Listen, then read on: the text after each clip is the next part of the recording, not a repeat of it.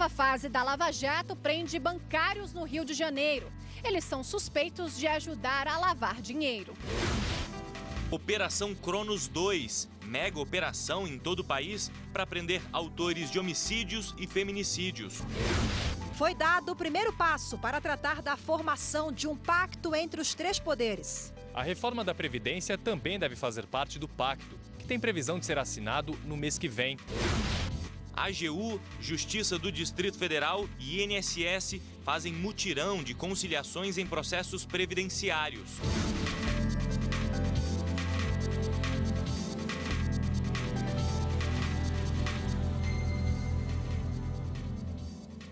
Olá, boa tarde. Boa tarde. Mais uma fase da Operação Lava Jato. Agentes da Polícia Federal cumpriram 3 mandados no Rio de Janeiro e prenderam bancários suspeitos de ajudar a lavar uma quantia milionária de dinheiro. E quem tem os detalhes ao vivo sobre essa nova fase da Operação Lava Jato e conversa com a gente agora ao vivo é a repórter Evne Araújo. Boa tarde, Evne. Oi, Galton, boa tarde. Bom, na verdade foi um esquema quase bilionário. 989 milhões de reais em dinheiro com procedência ilegal. 2 gerentes do Bradesco e um empresário foram presos. Os mandados foram autorizados pelo juiz federal Sérgio Bretas, que é o responsável pela Operação Lava Jato no Rio de Janeiro. Esse método de lavagem de dinheiro foi considerado sofisticado pelo Ministério Público. Era assim, os funcionários do banco, eles recebiam compensação de cheques e também boletos bancários fraudulentos e os valores ali envolvidos que foram recebidos nessas movimentações eram depositados em contas bancárias de empresas fantasmas. Em nota, o Bradesco diz que vai apurar internamente o envolvimento dos empregados e que vai contribuir com as investigações da Polícia Federal. Galton. Obrigado, Evne, pelas suas informações. E a Polícia Civil de 21 estados e do Distrito Federal deflagrou hoje a Operação Cronos 2. A ação tem como objetivo prender foragidos da justiça que cometeram crimes graves. A mega operação conta com o apoio do Ministério da Justiça. Em Brasília, a ação começou tão cedo que ainda estava escuro. Várias viaturas com cerca de 100 homens já deixavam o Departamento de Polícia Civil nas primeiras horas do dia. Em Belém, no Pará, os agentes também saíram cedo para cumprir os mandados de prisão. O trabalho contou com mais de 300 policiais. Os alvos são autores de homicídio e feminicídio. A estimativa é de que há 500 foragidos.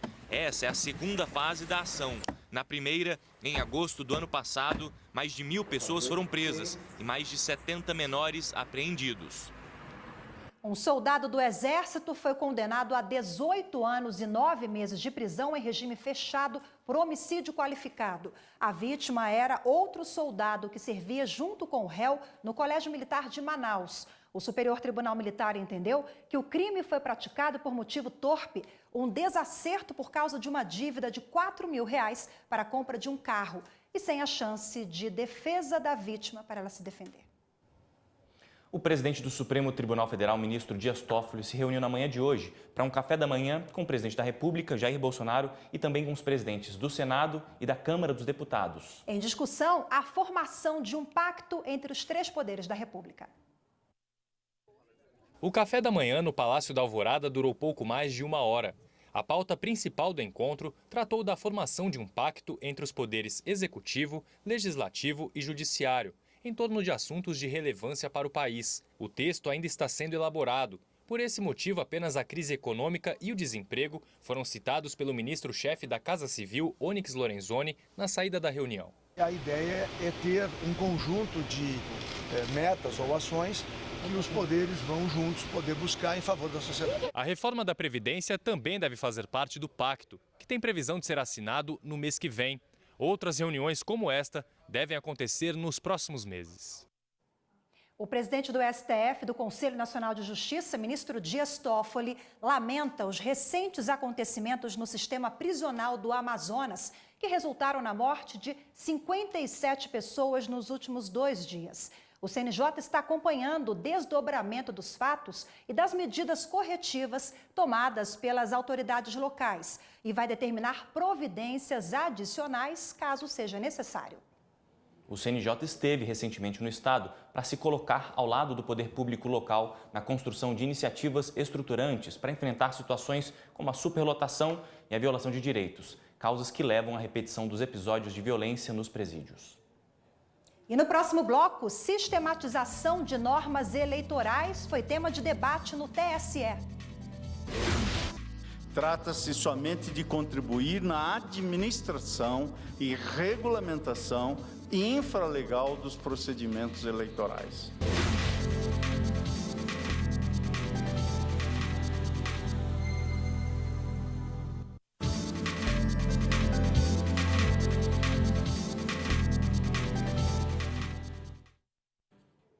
A decisão do CNJ que obriga cartórios de todo o país a realizar o casamento civil e a converter a união estável entre casais do mesmo sexo trouxe mais segurança jurídica. E segundo o IBGE, até 2017, já foram realizados mais de 25 mil casamentos homoafetivos. A felicidade de Kleber e Ricardo contagia os amigos e familiares. Na troca de alianças é possível ver a emoção do casal. Sejam felizes para sempre.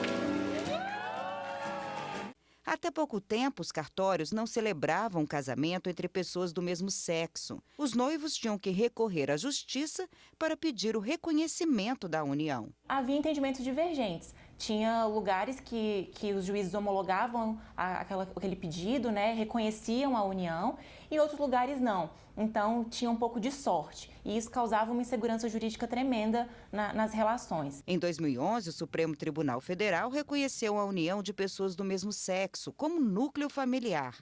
Na prática, as regras que valem para as relações estáveis entre homens e mulheres passaram a ser aplicadas aos casais homossexuais. Em maio de 2013, uma nova conquista.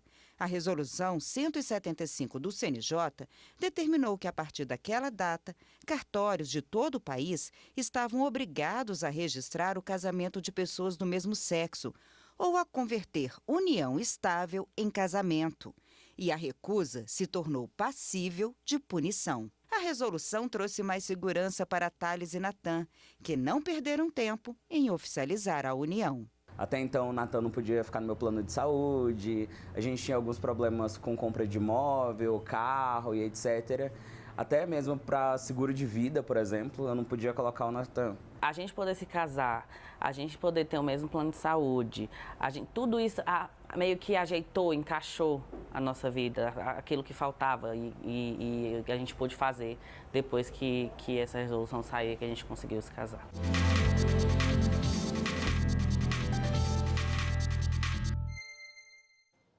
E sobre o assunto, vamos conversar agora com Renata Vilas Boas, especialista em direito de família. Boa tarde. Boa tarde. A gente tem que lembrar que os direitos garantidos pelo casamento civil entre pessoas do mesmo sexo são os mesmos de pessoas heterossexuais. Não é isso, doutora? Exatamente. Você falou em casamento, não interessa aí qual é a composição. 2 homens ou 2 mulheres, ou um homem ou uma mulher. Os efeitos são o mesmo. E o mesmo vale para adoções, por exemplo, né? Antigamente, se a gente for lá atrás, as regras eram diferenciadas, né? Hoje não mais, até nesse quesito, por exemplo, doutora Renata? Exatamente. Quando você fala em adoção, a gente faz a distinção se é adoção por 2 pessoas, e aí precisa estar casado ou união estável, ou adoção por uma única pessoa, que não tem esse requisito. E se fala casamento ou união estável, aí tanto faz se é um casamento homoafetivo ou não. Mas mesmo tendo uma decisão no Supremo sobre isso, ainda existe muita discussão, inclusive em muitos casos na Justiça, né? Exato. Apesar de estar previsto, aí eu tenho decisão do STF, eu tenho resolução do CNJ, volta e meia a gente se depara com situações constrangedoras e que as pessoas não querem aceitar isso. Então a gente precisaria, né, para resguardar melhor essas pessoas, de um aspecto legislativo. Bom, falta uma legislação específica sobre esse tema, né? Há uma incompreensão, até um senso comum da sociedade, que a lei traria mais segurança jurídica em relação a esse aspecto, e na prática como é que funciona? Sem a ausência de lei, com a decisão já está válido? Bom, efetivamente, a decisão do STF, ela produz efeito erga omnes, ou seja, perante todos e para todos. Mas nem sempre as pessoas respeitam uma decisão do STF. E aí a gente se depara em situações constrangedoras para essas famílias, aonde viria a legislação a amparar e falar assim, olha, mas está na lei. e aí acabaria de vez com essa discussão. Não era para ser necessário, né? Não precisaria. Quando a doutora fala em situações constrangedoras, né, Galton, a gente lembra de um caso que aconteceu no Sul, de um promotor que foi investigado, ouvido pelo CNMP, o Conselho Nacional do Ministério Público. Esse promotor enviou cartas às pessoas que casaram, aos casais homoafetivos. Como é que foi, doutora? Ele entendeu que esses casamentos realizados no cartório da cidade, casamentos homoafetivos, já sob a égide da decisão do STF, não teria validade e enviou comunicações a esses casais falando que o casamento que eles tinham não era válido. Um absurdo, né? Bom, agora temos uma questão também em relação a direitos e garantias, né? O casamento tá válido para casais homoafetivos, claro, mas no que se refere à união estável, aí a situação muda um pouco de figura, né? O problema da união estável é que ela é uma situação fática. E a situação fática, eu tenho dificuldade de demonstrar essa existência. Eu preciso ir para o judiciário para provar que eu tenho uma união estável, seja no casal homoafetivo ou heteroafetivo, e tanto faz. Mas se você precisa ir para o judiciário para demonstrar que tem essa situação prática, no dia a dia eu posso perder direitos ou deixar de exercê-los em razão da necessidade de ter que ser naquele momento. Então, por exemplo, se eu preciso, uma questão que pode ocorrer, eu tenho um casal hétero ou homoafetivo, tanto faz, e um deles dá entrada na UTI no hospital. Aí surge a mãe e fala, ele não tem companheiro ou não tem uma companheira. Essa pessoa não vai subir. O hospital não vai falar, olha, eu não sei quem é você não pode estar aqui, então eu não vou permitir que você tenha acesso a essa pessoa que está aqui internada. Ela não entra na UTI, ela não entra no quarto desse hospital. E o hospital está certo, porque ele não pode deixar ninguém estranho entrar. Como ele não tem uma documentação hábil que venha dizer que é companheiro ou companheira, ele fica de mãos atadas. Eu posso ir até o judiciário para pleitear isso? Eu posso. Só que, olha só, o meu tempo pode ser que não seja o tempo daquela pessoa que está na UTI. A união estável, ela é mais frágil, né? Muito mais frágil. E o judiciário vem avançando no que diz respeito a essa questão do casamento homoafetivo, direitos e garantias para essa parcela da população? Essa decisão que nós falamos é de 2011, né? Vemos várias outras ao longo dos anos. Estamos caminhando aí bem nessa área. Exatamente, mas sempre que eu estiver falando de união estável, eu preciso provar no judiciário que eu tenho a união estável. Diferente se eu tiver o casamento, que eu só levo a certidão de casamento. Incontestável, né? Doutora Renata, obrigada pela participação. Doutora, obrigado. Eu que agradeço a oportunidade de estar aqui.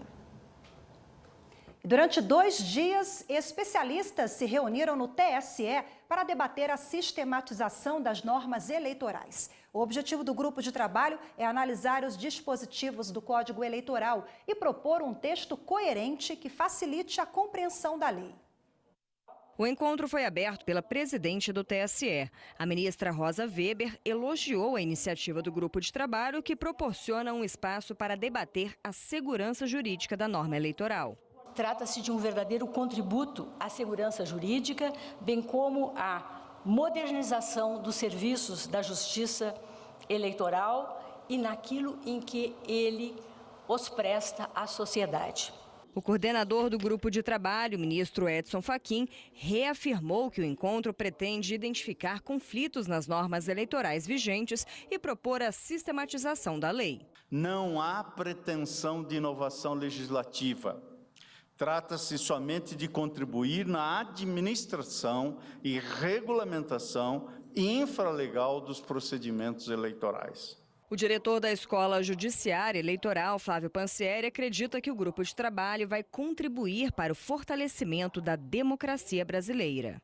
Este projeto que, por sua vez, pretende sistematizar as normas eleitorais, tem um substrato muito importante, que é o substrato de garantia do próprio processo democrático. O primeiro painel foi sobre direitos políticos. O grupo foi coordenado pelos servidores da Justiça Eleitoral João Andrade Neto e Jaime Barreiros. Eles mencionaram temas como alistamento eleitoral, partidos políticos e voto. Os partidos têm liberdade.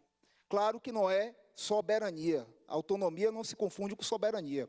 Mas a perspectiva de interpretação da legislação eleitoral deve sempre privilegiar uma certa autonomia dos partidos. A interferência, não é, do Estado deve ser a mínima necessária nesse aspecto. Na sequência, o ministro do TSE, Carlos Horba, coordenador do grupo de trabalho com o tema Justiça Eleitoral, defendeu a importância da sistematização das normas. Todos nós nos deparamos com, muitas vezes, a ausência de completude, e há pouco mesmo era mencionado aqui o fato de que ainda existem diversas normas constitucionais que necessitam de regulamentação, e nós nos deparamos com incoerências desse mesmo ordenamento jurídico eleitoral. Suplantar essas situações adversas de incompletude e de incoerência é uma tarefa a realizar. O GT sobre financiamento de campanha foi coordenado por Denise Goulart, secretária de Controle Interno e Auditoria do TRE de Santa Catarina. Ela apontou a necessidade da revisão de normas que tratam de fontes vedadas e da aplicabilidade de sanções. Exige uma interpretação jurisprudencial e do caso concreto que poderia ser facilitada caso a legislação ordinária dissesse pontual e objetivamente quais são as sanções e em que exata medida devem se aplicar. O grupo que aborda a propaganda eleitoral foi coordenado por Alexandre Basílio Coura, servidor da Justiça Eleitoral. Com o advento das mídias sociais, das mídias digitais, tudo o que nós conhecíamos de direito eleitoral precisa agora ser visto sob um prisma tecnológico. O último painel do primeiro dia de reunião foi sobre o contencioso eleitoral.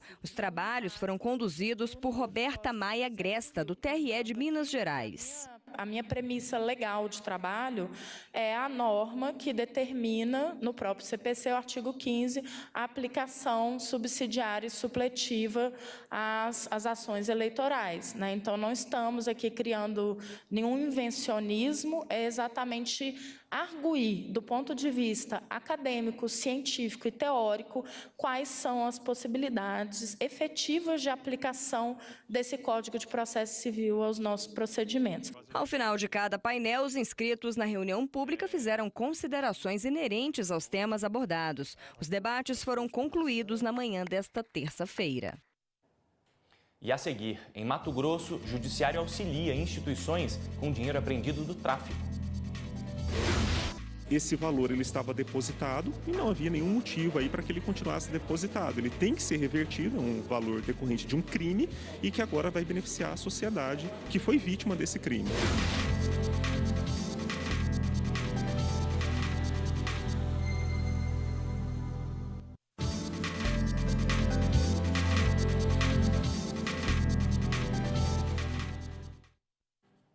Imagina só, resolver milhares de ações na justiça em apenas uma semana. Bom, né? Então, para isso dar certo, a Advocacia Geral da União participa de um mutirão de conciliações em parceria com a Justiça Federal do Distrito Federal. E quem tem as informações sobre esse mutirão e fala com a gente agora ao vivo é o repórter Gabriel Ciafrei. Boa tarde, Gabriel. Oi, Galton, boa tarde para você, boa tarde a todos. Pois é, o mutirão reúne processos ligados à Previdência. São pedidos de auxílio-doença e também aposentadorias por invalidez que podem ser solucionados de forma rápida e consensual. A Advocacia Geral da União e a Justiça Federal no Distrito Federal separaram 2.200 ações. O objetivo é tornar a análise e também a solução de todos esses problemas uma análise mais célere e também eficaz, já que em dias normais de trabalho, o número de processos que chegam à Justiça é maior do que aqueles julgados.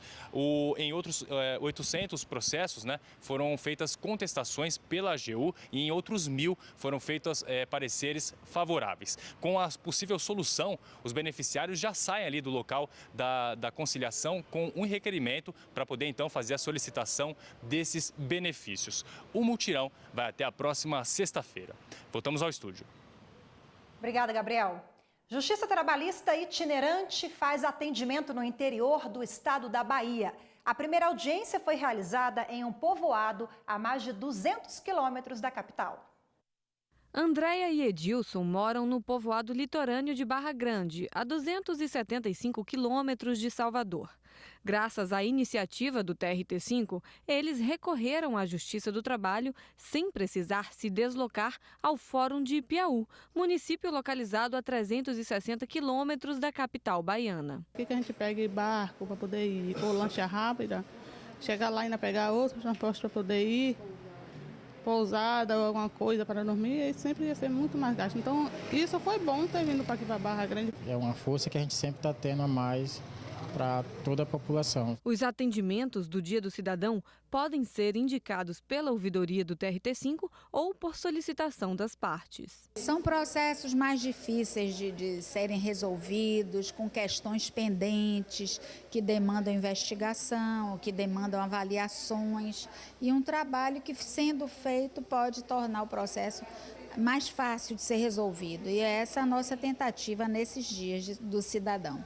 Essa foi a primeira vez em sua gestão que a presidente levou o projeto para o interior da Bahia. Para esta trabalhadora, a justiça acessível facilita a vida da população. Depois que veio para Barra Grande também facilitou ainda, porque muitos reclamantes não tinham condições de se locomover, e com isso até aqui já facilita, porque já pode vir com um carro menor, pode vir com a moto, o custo é menos. Então, para a gente foi muito bem, foi um bom ganho e que possa, ficar por mais e mais anos aqui. E em Poconé, no Mato Grosso, o judiciário auxilia instituições com dinheiro apreendido em crimes. Este é o resultado do trabalho de uma equipe de ação rápida criada para agilizar os processos judiciais. Ordem, disciplina militar e o hino nacional na ponta da língua.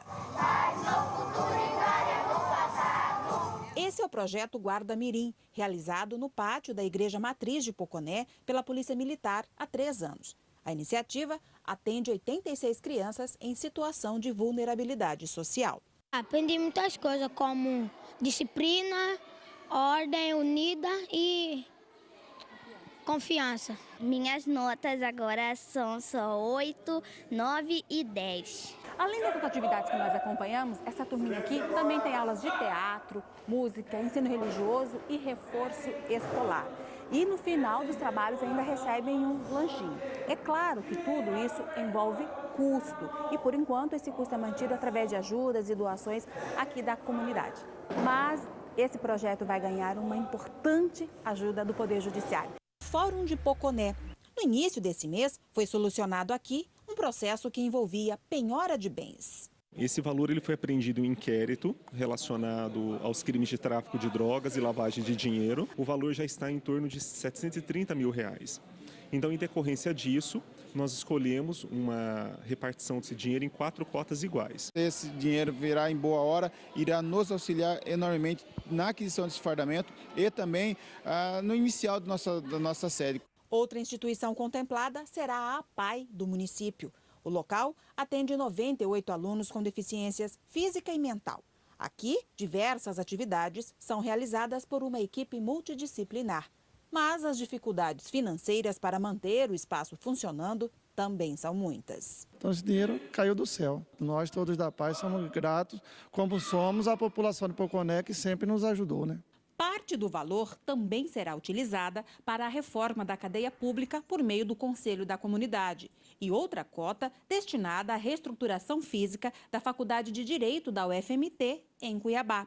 É a Justiça de Mato Grosso mudando o contexto social da comunidade. Esse valor ele estava depositado e não havia nenhum motivo aí para que ele continuasse depositado. Ele tem que ser revertido, é um valor decorrente de um crime e que agora vai beneficiar a sociedade que foi vítima desse crime. O processo em questão foi baixado durante a primeira etapa do trabalho realizado pela equipe de ação rápida, formada por 4 juízes e criada pela Corregedoria Geral da Justiça. O objetivo é impulsionar os processos que tramitam na comarca. E a meta foi superada. Essa ação da Corregedoria está tendo um resultado muito produtivo, porque como ela é feita em fases, não é só uma movimentação. Ela vem, fez o levantamento, faz a instrução do processo e o julgamento. Eu acho que está sendo bem produtivo para a comarca. Muito produtivo, Muito bela bacana. iniciativa, de Poconé, no Mato Grosso, que a medida seja copiada também em outras comarcas do país. Muito legal quando uma decisão da justiça vai muito além da própria decisão, Isso, o resultado está aí, Com certeza. Parabéns para o pessoal de Parabéns. Poconé. E esta edição do Jornal da Justiça fica por aqui. Uma ótima tarde para você. A gente volta a se encontrar amanhã, à 13h. Outras notícias você acompanha às 18h30 no Jornal da Justiça, segunda edição. Obrigado pela companhia, boa tarde, até amanhã.